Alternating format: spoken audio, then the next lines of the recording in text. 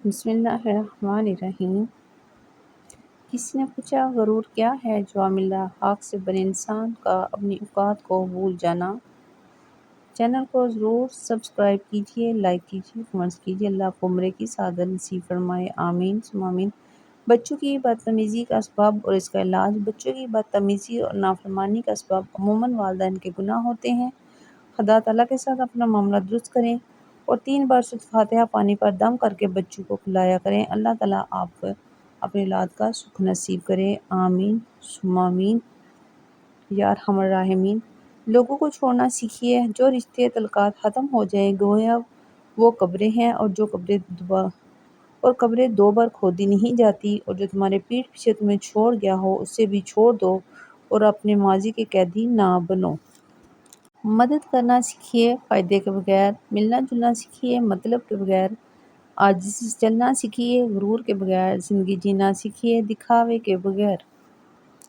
حضرت محمد صلی اللہ علیہ وسلم پر درود بھیجنا۔ ایک روز حضرت جبرائیل علیہ السلام نے حضور صلی اللہ علیہ وسلم کے پاس آئے اور کہا، میں دنیا کے سارے درختوں کے پتے گن سکتا ہوں، پانی کے قطرے اور ریت کے سارے ذرے گن سکتا ہوں، لیکن اس شخص پر اللہ تعالیٰ کی رحمتوں کی تعداد نہیں گن سکتا جو آپ صلی اللہ علیہ وسلم پر درود بھیجتا ہے۔ سبحان اللہ۔ اللہ تعالیٰ آپ کو درود پاک پڑھنے کی توفیق عطا فرمائے۔ زندگی ملی تھی رب کی عبادت کرنے کے لیے، پر وقت گزر رہا ہے کاغذ کے ٹکڑے کمانے کے لیے۔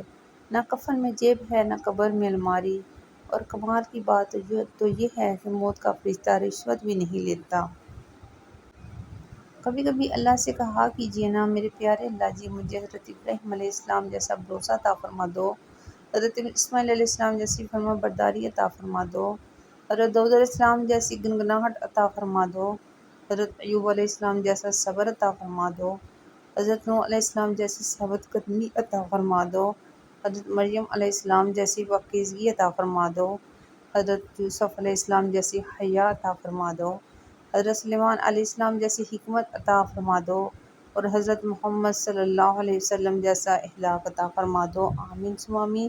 تمام سننے والوں کے حق میں یہ دعائیں اللہ قبول فرمائے، آمین۔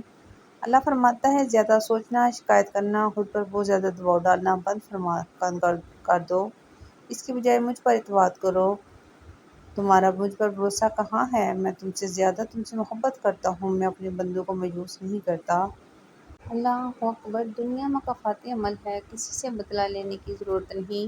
تقدیر پر چھوڑ دیں، جنہوں نے آپ کے لیے کنواں کھودا ہے وہ خود انشاءاللہ اس میں گریں گے، کیونکہ دنیا مکافات عمل ہے۔ سازشیں، غیبتیں، پیٹھ پیچھے وار، لوگ بھول بیٹھے ہیں کہ یہ سارا تماشا اللہ تعالیٰ بھی دیکھ رہا ہے۔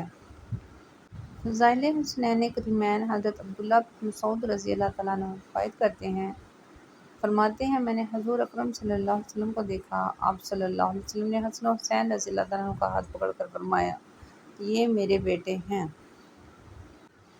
بچوں کی صحت۔ بچوں کو روزانہ 1 یا 2 آڑو کھلانے سے معدے کی گرمی ختم ہوگی، بھوک زیادہ لگے گی، جس سے صحت بھی اچھی ہو جائے گی۔ قرآن کہتا ہے، قرآن پاک بار بار کہتا ہے، نا امید نہ ہو، کمزور نہ پڑو، غمگین نہ ہو، بے شک اللہ تعالیٰ ہر چیز پر قادر ہے۔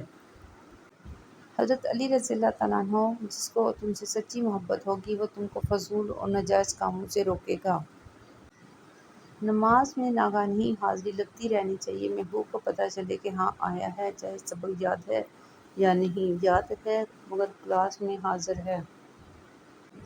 نماز کی فکر اپنے اوپر فرض کر لو، خدا کی قسم دنیا کی فکر سے آزاد ہو جاؤ گے اور کامیابی تمہارے قدم چومے گی۔ حضرت علی کا فرمان ہے۔ حضرت علی نے فرمایا، ایسے شخص کو کبھی مت گنوانا جس کے دل میں تمہاری محبت، فکر، عزت اور چاہت ہو۔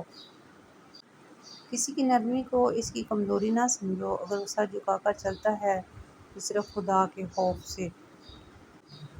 چھوٹے قد کی لڑکی اور شہد کی مکھی دونوں ہی بہت خطرناک ہوتی ہیں، کیا یہ بات سچ ہے؟ دل کو بڑا رکھو، دماغ کو ٹھنڈا رکھو، آواز کو میٹھی رکھو، پھر کوئی ناراض ہو تو کہنا، مانگو صرف اسی سے جو دیتا ہے خوشی سے اور کہتا نہیں کسی سے۔ اللہ کو بہت پسند ہے جب آپ دنیا سے نہیں اللہ سے مانگتے ہو۔ رسول اللہ صلی اللہ علیہ وسلم نے فرمایا، تم اللہ سے دعا مانگو اور اس یقین کے ساتھ مانگو کہ تمہاری دعائیں اللہ ضرور قبول کرے گا۔ لا الہ الا انت سبحانک انی کنت من الظالمین۔ اللہ جن کے پاس تیرے سوا کوئی سہارا نہیں، اللہ ان کی سن لے، بے بسوں کی بے بسی دور کر دے۔ آمین ثم آمین۔ سبحان اللہ و بحمدہ سبحان اللہ العظیم۔ بہترین صبح وہ ہوتی ہے جو اللہ کے ذکر سے شروع ہو۔